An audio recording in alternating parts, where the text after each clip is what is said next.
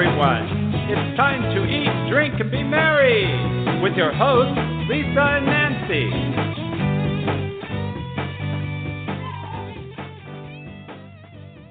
Welcome, everybody. Chef Ivan Flowers is back on the show today to share how to make his spring asparagus salad recipe, and it looks absolutely divine and fresh and vibrant, and it makes me want to sit outside in the sunshine and drink a glass of wine and forget that we have this weird virus going around the world.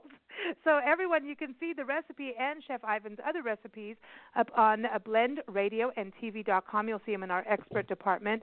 His recipes are also featured in Big Blend Radio and TV magazine, with this one being in the spring-summer issue coming out in April. So check it all out, blendradioandtv.com, and you can keep up with Chef Ivan on Facebook and on Twitter and and YouTube, because he's got his cooking series with his pickle. So check that out. So, Chef Ivan, how are you doing? I'm good. Nice hey, to be with good. you guys. Hey, it's always good to have you back on the show. And now, you're a five-star chef, but you're also, as we've talked about, over the last couple of years, 2 years, also a culinary instructor over at a high school in Temecula in Southern California. Yes. And by the way, we're Yes. not that far from you now. We're in 29 Palms outside Joshua Tree today. And, right. so we're back in the California land and the SoCal land. But you're a teacher, so this coronavirus thing is happening. And so do you get to have an extra break? We'll actually work via computer. So I'll be sending out students some assignments, to keep them fresh. And then after this coming week, then we have a 2-week break. Okay. So we'll keep them involved via the internet. Oh, wow. Thank So God. it's like when you hear about all the kids not having to go to school, this is what's going on. You're still getting They weren't excited. They were like, what are we going to do for 3 weeks? I was really surprised, but they were like, no, we want to be in school. So it was strange. Cool. Yeah, because people are kind of changing plans. It's not exactly a fun time, but you can get out in nature. No. That's what we say is like get out, take a walk, get some fresh air. I think that's one of the most important things is to get fresh air, Yes, for sure. Yeah. For sure. What about shopping? This is something Nancy and I were talking about. Okay, everybody's fighting over toilet paper and food and buying, the cans of beans and rice and, like the apocalypse is coming. But where we are in 29 Palms, it hasn't been that bad. I went to buy oranges, and I told Nancy, I was like, oh, my gosh, like, I normally just peel an orange and eat it. And now I'm thinking, like maybe I need to start scrubbing down on all the vegetables. Do you think we should? Yes. I would wash any kind of fruit, any kind of produce. It's important to wash your hands. What they never really stress is the most important thing is you want water that is at least 100 degrees to kill germs. So the hotter the water you can stand, the better sanitizing that's going to happen to your hands. As far as shopping, there are some markets here that are, completely bare. I was talking to Tracy about it. She doesn't go into this hysteric buying. But you got to remember there's a lot of people that don't shop. And then all of a sudden now they're shopping and trying to get everything. So we're just kind of playing it in intervals, hoping that it'll get restocked. But she's always kept a lot of she's always kept the cupboard and the freezer and stuff full. You can go out and buy fresh vegetables, cut them up, and freeze them. You can buy a lot of canned goods, low-salt vegetables, freeze them, some pasta, some beans. Freeze what you can, Eggs last a long time. They'll last 5-6 weeks in the refrigerator. So, Yeah, that's the thing. We forget about that. Now, is it better to leave the eggs fresh or boil them? Well, that's going to get stinky. Then you're going to think you have the virus. Fresh. Yeah, right. Okay. You want to leave them fresh. They'll stay almost a month and a half in the fridge. That's a long time.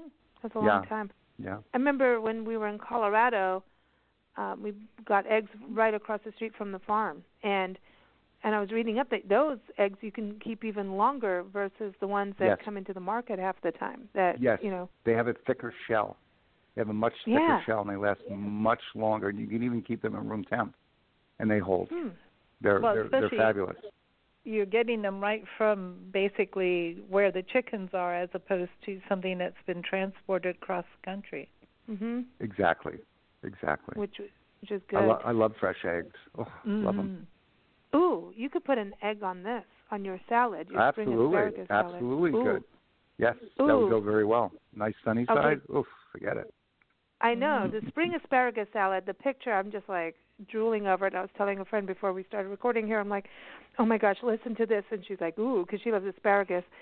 We're here at the Homestead Inn, and it's a B&B, but she doesn't do it as a B&B anymore. It's a extended stay place in 29 Palms, and so she loves to cook, obviously, as being an innkeeper, you know.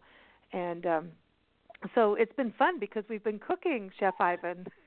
I had to learn how to use a gas stove again, like literally freaked out, like, you know. It's a whole different thing, but I did make a soup. Nancy's been cooking omelets every morning.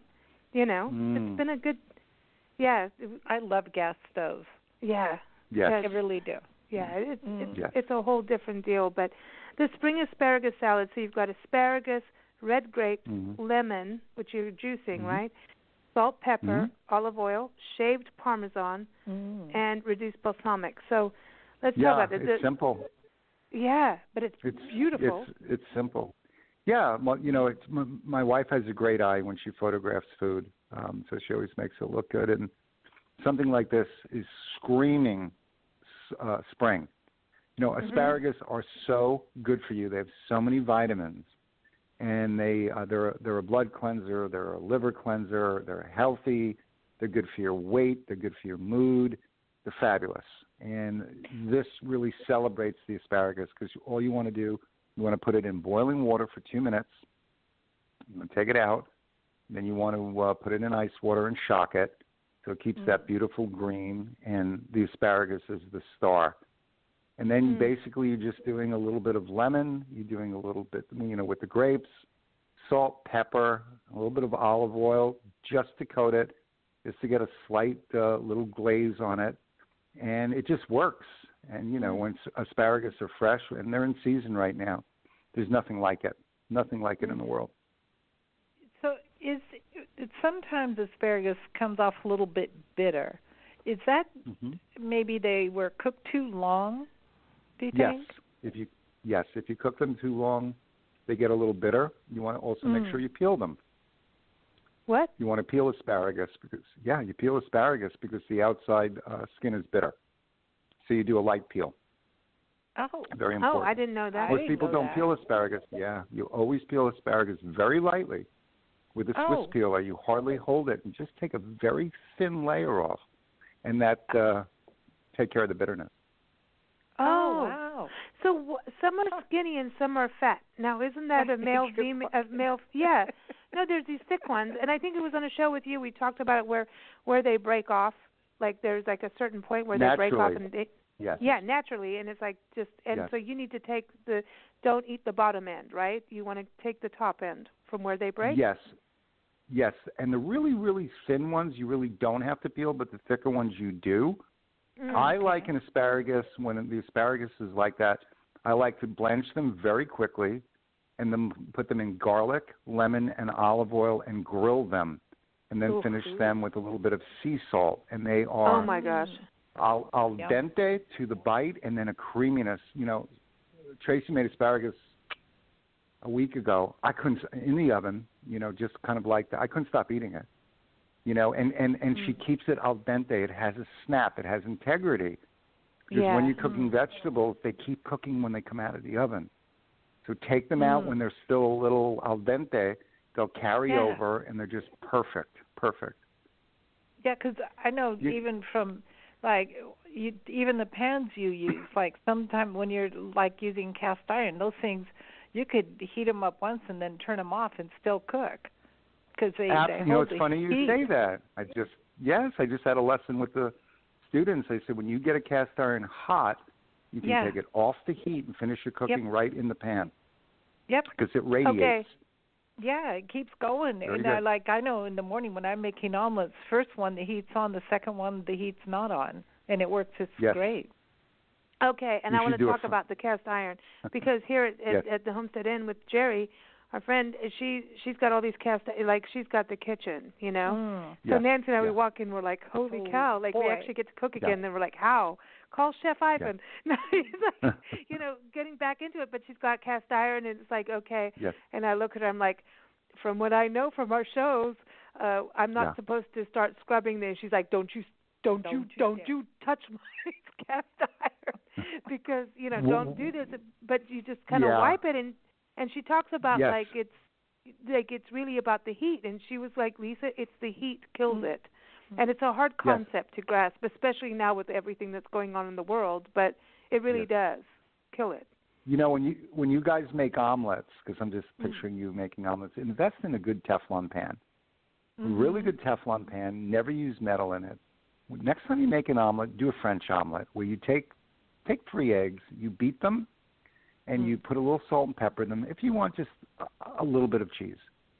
And go on medium to low heat and put it in a Teflon pan. When you go in, spread it around a little bit, like, you know, with something plastic or a chopstick, and then just let it slowly cook where there's no color, absolutely no caramelization, and then just kind of flip the pan or flip it with a spatula where you roll it, no color, and what happens is you get such an egg flavor. There's such a beautiful purity and integrity to the egg, where in this country, our omelets are just, you know, brown and that white gets greasy, like fried and it's chewy. I Make a French really omelet. Slow. Oh, I know. I want Good. Nancy to make you an omelet. Yeah, I really do. But I don't flip them because no, hell no. No, I use a spatula to gently turn, but I don't like flip in the air because that could be dangerous. Okay, but wait, I want to touch on the Teflon because isn't that a no-no that we use Teflon, or there's like the ceramic ones, like when we look at buying, you know, because even Nancy and I, if we're in a vacation rental, we'll run out and go, okay, we need to go get the right. If there's no omelet pan, there's a drama, you know.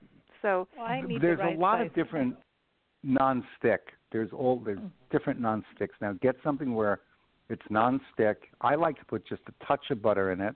You don't have to. And it's just it's wonderful. I remember I had a restaurant in Washington State, and a guy came in the morning. I used to do egg sandwiches, and he said, "Can you make me a French omelet?" And I went, "Poof, you're a French omelet." He got very upset with me. Oh, God. I want to be a cast iron too. No, but you know, okay. So now the omelet thing. Nancy makes omelets, and we don't have them every day. I shouldn't exaggerate. But right now, when avocado season is here, and you can get avocados depending on your situation.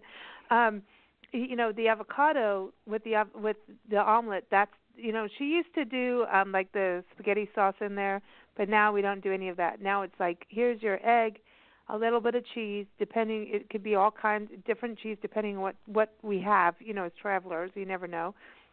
But if there's avocado and the omelet, I know this is probably not good for cholesterol, but like I really don't care. I don't know. It feels good. Well, you know what? Do egg whites. It lasts all day long. We do egg whites all the time. Do egg whites. You can get so creative with egg whites, and you don't need all that. Yeah, there's omegas in the yolk, but you don't need all that. There's 6 calories to an egg yolk, to an egg white. So do the whites. And you could add, a touch of club soda to them if you want. They puff up a little bit, and you can work them, and they're just as satisfying. That's funny. Yeah, a little club soda. Yeah. I'm going to add a cocktail to it. I know Nancy's all like, "Hey, here's a little vodka tonic." No, no, she's Bloody Mary while she's cooking. But there is something, when you have an omelet in the morning, like you garlic. Nancy does the garlic. She does. We love our garlic. It's I think I just saute a little bit of onion, garlic, a few little spices, mushrooms. Sometimes I put in olives, sliced olives, and and saute that up, and that's the filling with a bit of cheese for an omelet. Oh, yeah, it's really good. See, I'm ready for breakfast. I like when you have like toasted bread, and if you are going to do like sunny side, and you kind of you scarpetta. You wipe that bread through those egg yolks. Oh, God. Oh my Oh, gosh. I haven't done that yet. Oh my gosh. Huh. Now you see. You must. Oh, speaking of the bread. Okay, so here Jerry had a friend come over, and he gets out of L.A. and comes out here as this little respite, and very busy guy, and comes up, and his thing is to cook. So we're all sitting there. He's like, no, she's got friends coming. He's going to cook, and so of course we're all like, okay, what's going on in the kitchen? And time-wise, he didn't have that much time, so he made a lentil soup. And so he tells Jerry, like, okay, this is what I need. So she's got the lentils, and I think he didn't get the ham that he wanted, but he put an Italian sausage in there. And and it had Brussels sprouts, leeks, onions, carrots, you name it, right, in this pot. Yeah. But then the star dish to go with it is her garlic bread. She goes, gets this huge French loaf, makes this amazing garlic bread. I mean, and the whole rule was, so he brings wine, he had Zinfandel to go with it, of course a little cheese and salad, and it's like, okay, everybody wants to wake up at 3 in the morning, grab the garlic bread and another glass of wine. Right. That's what happens here at the end. But right. the soup, I mean, and I was thinking about it with you coming on the show that this is a kind of a dish that you can make vegetarian or have the meat in it that is pretty filling for a family. And you look at what's going on now, that people could really get some good protein, like Nancy with the eggs and everything, the garlic, all of that. That stuff is good for you. You want to get your immune system up, right, with all of this corona thingy going on. Yes, and with asparagus, that's a huge, huge component.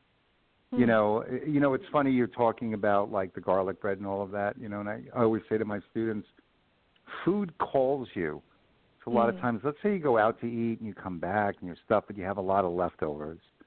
And all of a sudden it's late at night and it starts to call you. I used to be like that. I used to be like, I have to eat it all within the same day. And it was my wife that turned me around and said, it's not leaving the planet. It's not going to not be in the refrigerator the next day. But Americans are like, I took it, I paid for it, I transported it home. I have to eat it because if I don't eat it by tomorrow, it's going to turn to dust and disappear. Yeah. I was in that for a long time. I'm weird about that, and Nancy had to get it over my head. And then you realize your chili tastes better the next day. Well, actually, I learned living in Kenya. That's a good point. Yeah, when we lived in Kenya and refrigeration was not always available, and you learned to make what would be okay, and you didn't even try to make what wouldn't be okay because it's risky. And you learned about the shelf life. And when I say shelf life, I'm not talking about refrigeration life. I'm talking about how long can something sit on a shelf before you need to toss it. And you don't want to be wasteful. So you started to learn. And then my grandmother always told me there were certain times, she said, when a food starts to turn is when it's most flavorful. So you got to get it done. If it's too early, it'll still be good, but it won't be as good as. But if you wait too long, now you're going to, it's not going to be that good. Yeah. So you have to get the turning. She used to call it the turning point, which sounds bad, but do you know what I mean? But very true. Of course I do. Yeah, very true. Yeah. Huh. Very true. Well, don't they say that about mushrooms when they're brown? Like I used to freak out about them, and then I listened to some show, I think it was an NPR thing, and they're like, no, the brown is when it has the most flavor. I'm like, that's weird, man. And then I cooked with the brown mushrooms, and I was like, actually, it's true. And I didn't wash them. Like you said not to wash them. No, you don't want to. No, never moisture. And with mushrooms, because they can turn pretty quickly, the best thing is to cook them. Then they'll hold in the refrigerator 3 times longer than when they were raw. Exactly. Because they oxidize very quickly. And they absorb so many, like if you put a lot of spice around, they will absorb all that. They're like a little hors d'oeuvre in there, man. They soak up everything. I like them. Chef Ivan, this is a good point. What about cooking things? Does that help, like, because of the heat, if you've cooked something that it might be healthier than just eating raw stuff? You know what? I'm going to ask Tracy that. Hold on one second. Cooking something might be healthier than eating raw stuff. Tomatoes. she's saying. Lycopene. If you cook it, the lycopene comes out. Yeah. Yeah. This is her forte. Yeah. Yeah.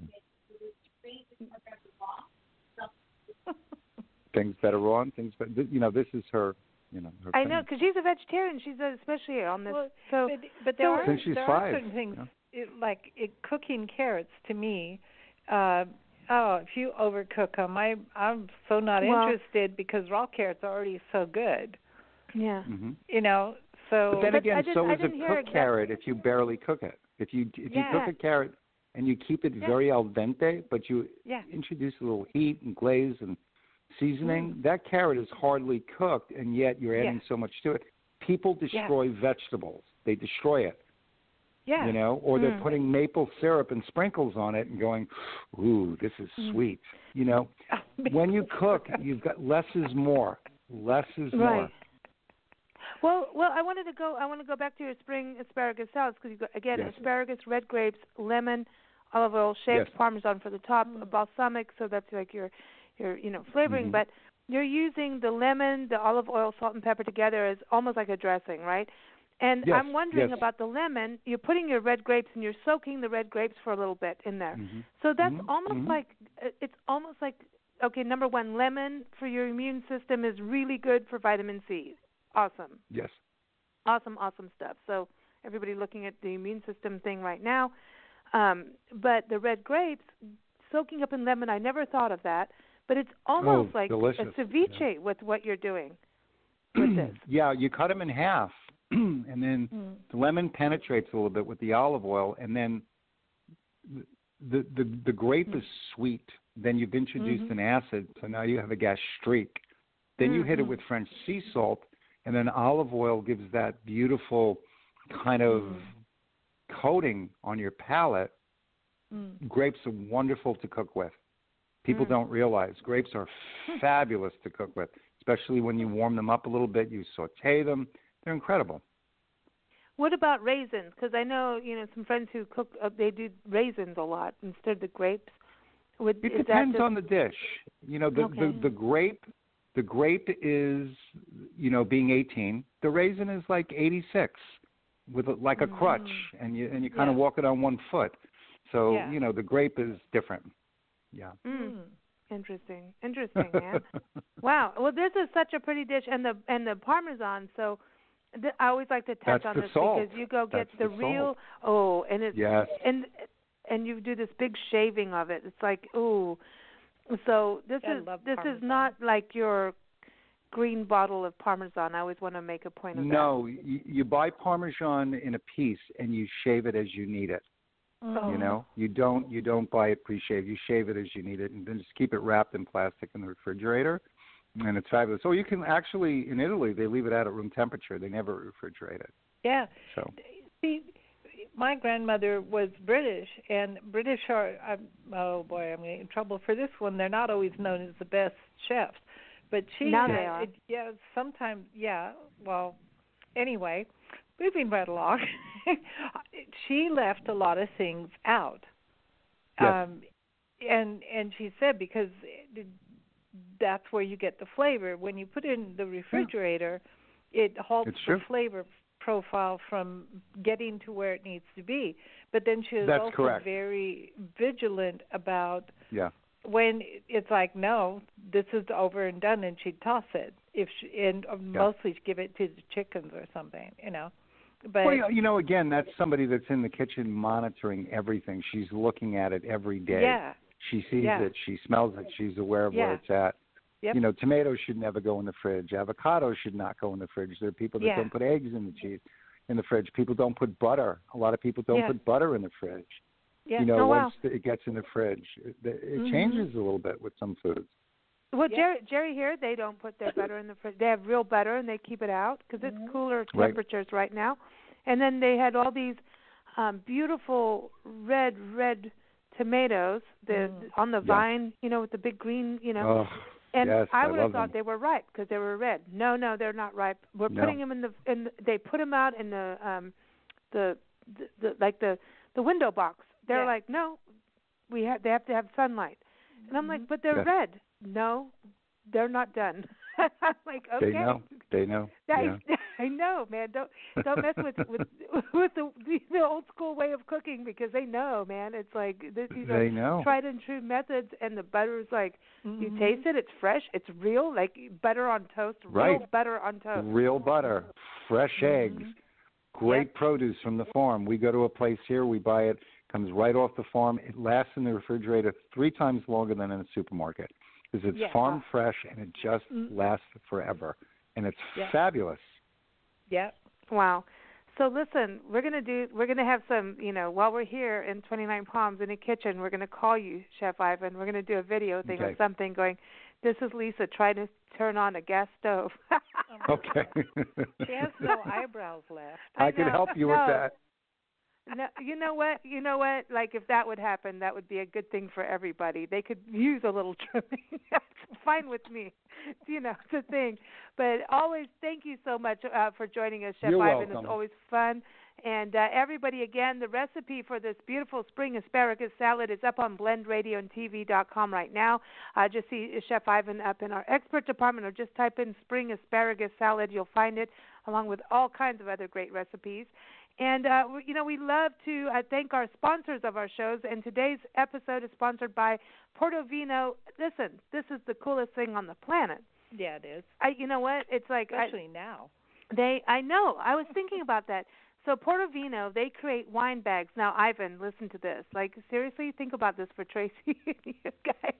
Because I know Tracy? you love your walks on the beach, right? Wine. So you get a tote bag or a messenger bag. This is for men and women, all different styles.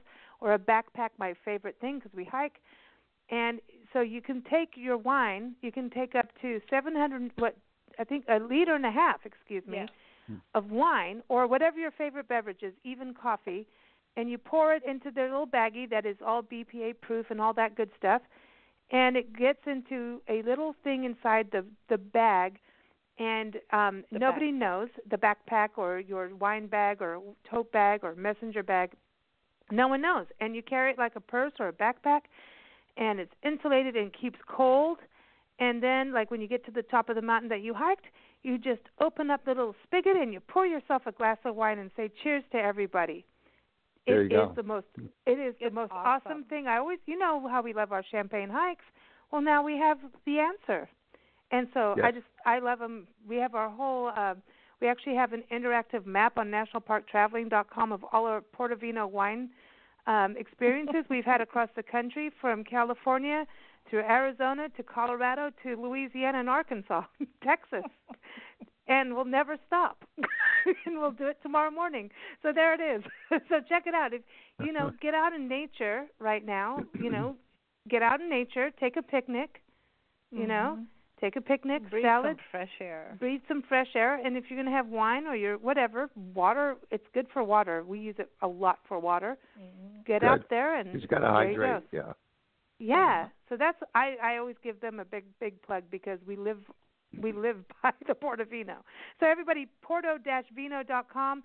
And, of course, keep up with us at bigblendradio.com. And we always love to play great music for our guests. And today, Chef Ivan, you get to have the song Freshly Squeezed, because you squeezed that lemon. And so here it is, Freshly Squeezed. Thanks so much, and please thank Tracy guys. as well. I will. Good to be with you. Take care. You too. Bye-bye. You take care. All right. Okay. Bye-bye.